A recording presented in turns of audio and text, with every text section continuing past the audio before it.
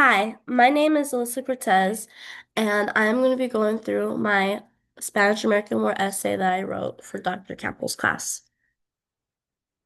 The Spanish American War of 1898 turned the United States into an imperialized power. When the Spanish were defeated, the U.S. took control of the Philippines, leading to a serious national debate on whether the U.S. had the right to rule other countries across the nation's borders.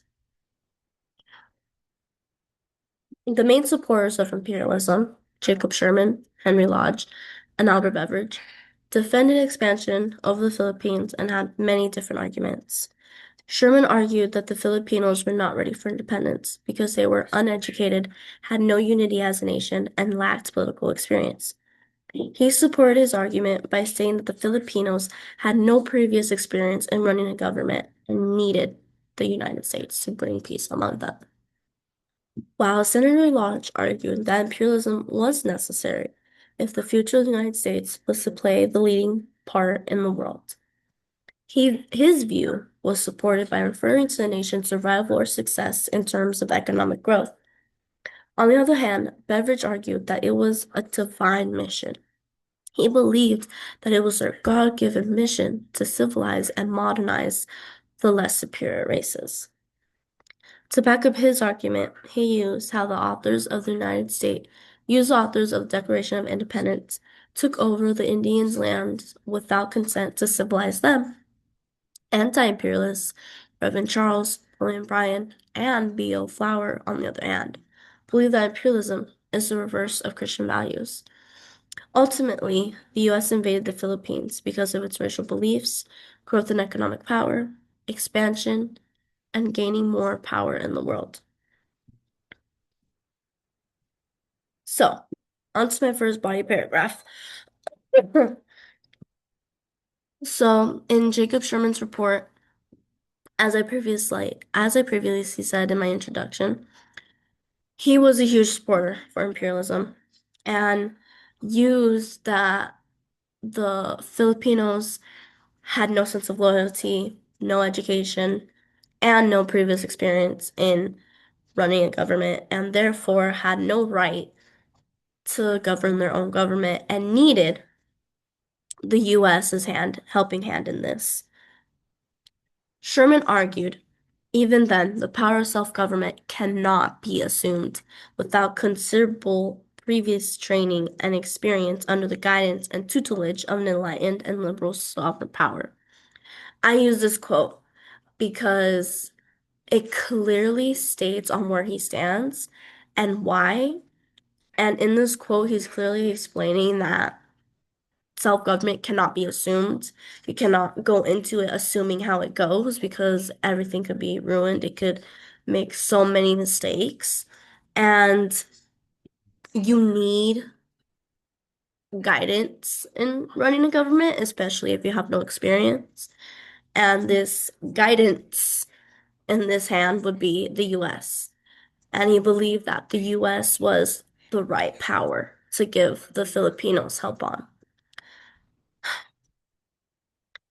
Not only did he use this against the Filipinos, but he also said that because of the Philippines' diversity, using this against them by saying that there are multiple languages and there are many different tribes was a clear indication that they had no unity as a nation. He said, the Filipinos are not a nation, but a variegated assemblage of different tribes and peoples, and their loyalty is still of the tribal type. So by saying this, he's outright saying and using their diversity against them to support his claim that they had no right in governing themselves.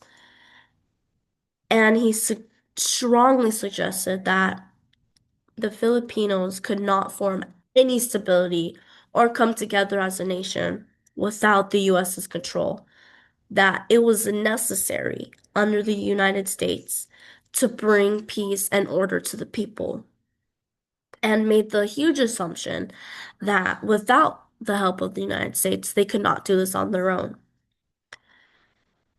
He put not he put, but I put, Sherman characterized the United States as providing only guided and political education to help the politically unprepared Filipinos to support his argument that the U.S. had imperialized Philippines.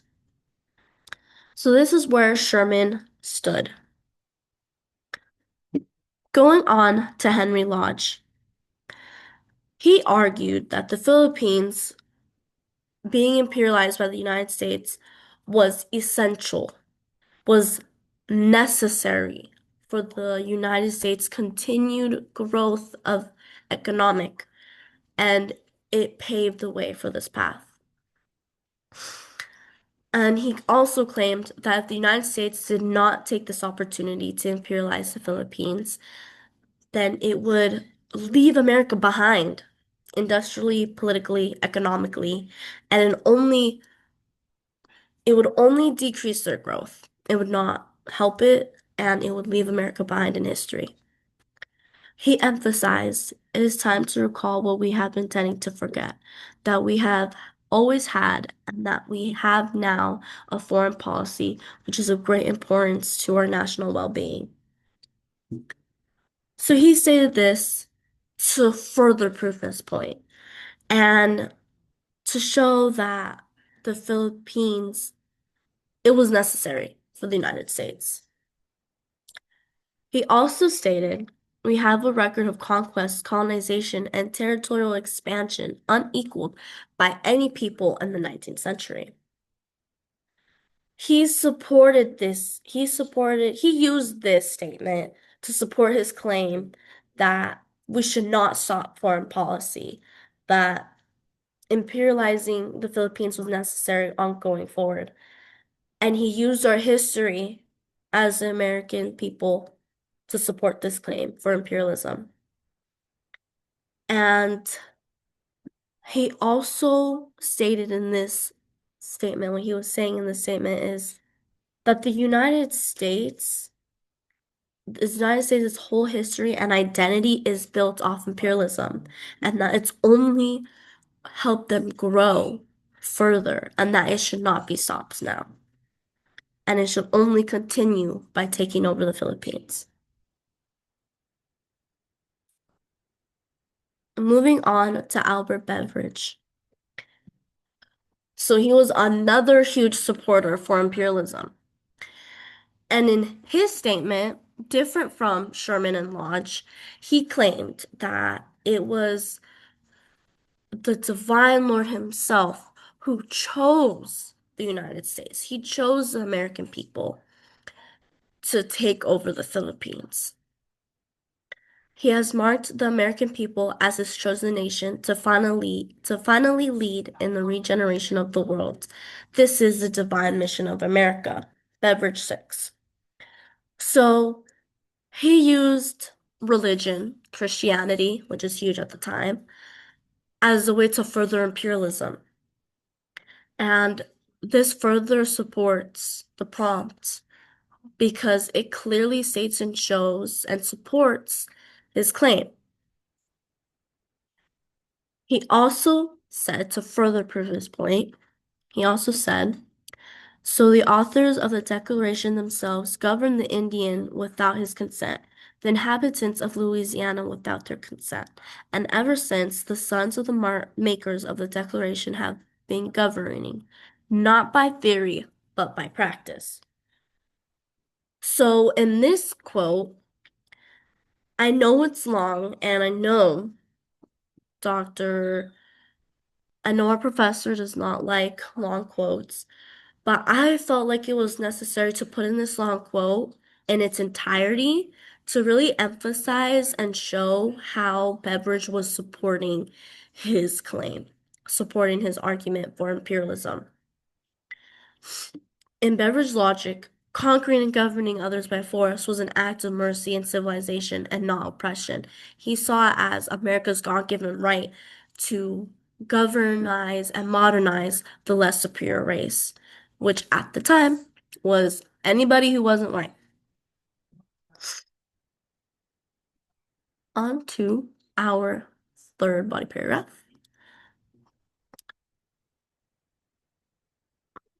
Compared to Sherman, Lodge, and Beveridge, we are talking about Charles Ames. He argued that imperialism of the Filipinos goes against the principles of free government that the United States was built on. So, different from his colleagues, he was a huge anti-imperialist. He did not support imperialism in any type of way. He put, how can we undertake to rule subject provinces in distant parts of the globe without trampling on the principles of free government? So, in his point of view, he saw imperialism as trampling the government and the foundations of the principles that our United States of America was founded on. He argued that the American people cannot claim to be for a free government of democracy while taking full control of the Philippines. Reverend Charles further explained, we are to take foreign lands as Spain took Mexico and Peru, as England originally took her part of North America, as France acquired Canada and Louisiana. He further supported his claim because he is basically calling out the United States. How can we call ourselves free government and self-government for all and democracy and take that same right away from another country? He called out America's hypocrisy. And I felt like this quote was very strong and supported his argument. On to the Ryans. Ryans, like Ames, did not agree with the imperialism. He believed that it was not only immoral, but it benefited the rich and the influential people of America. He argued imperialism would be profited to the army contractors. It would be profitable to the ship owners. It would be profitable to those who would seize upon the franchises. And it would be profitable to the officials whose salaries would be fixed here and paid over there. Ryan 3. He was not only backing up Ames by this claim, but he was also stating that this imperialism over the Philippines would not help anybody financially except the rich and powerful in America. That it would only hurt them. That imperializing and taking the rights away from the Philippines would only hurt the poor people of America. And that they would be getting more money off the hardworking backs of people. Brian said farmers and laboring men have, as a rule, small incomes and under systems which place a tax upon consumption pay much more than their fair share of expenses of government. Thus, the very people who receive the last benefit from imperialism will be injured most by the military burdens which accompany it. Again, I know this is a long quote, but I felt like it was very necessary to put into this paragraph because it strongly emphasized his argument that imperialism didn't help anybody. It only helped the people who were rich and made the most money off of it. He supported his argument by pointing out the people who worked in those positions got nothing and paid the most hefty cost for it because they were the ones who had to go and be the military. The working man was the soldier. The working man was the one whose back and sweat and hard work being away from his family, he was the one who was paying the most for it. And he was getting nothing out of it. He emphasized this when imperialism didn't do anything for the civilians of the American and Filipino people. Not only did this not work for the American people, but it didn't help the Filipinos either. On to our last anti-imperialist, Benjamin Flower. He believed that the brutalty that Americans showed towards the Filipinos was destroying the US's own values and morals of liberty and justice.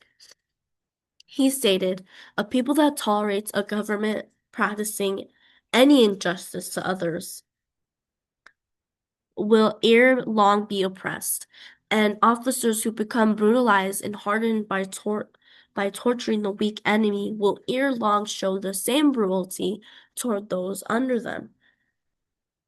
He was saying that I feel like this quote was very important because he proved his argument that if the American people, if the American soldiers got so used to cruelty and got so used to trampling over the morals of justice and liberty, that not only would they do this to the enemy, but they would soon turn on their own people. And it also abandoned the democracy that the country was built on. He was giving a warning to the people that you should be scared. If they are so willing to do cruelty to the enemy, what says that they won't do it to their own people? He wrote, "They see on every hand a disregard for the very things our fathers held most fundamental and essential to a republic, such as freedom of the press, respect for civil authority, and the rights of man, should be the subject of the gravest concern to thoughtful lovers of free government everywhere." Flower 5.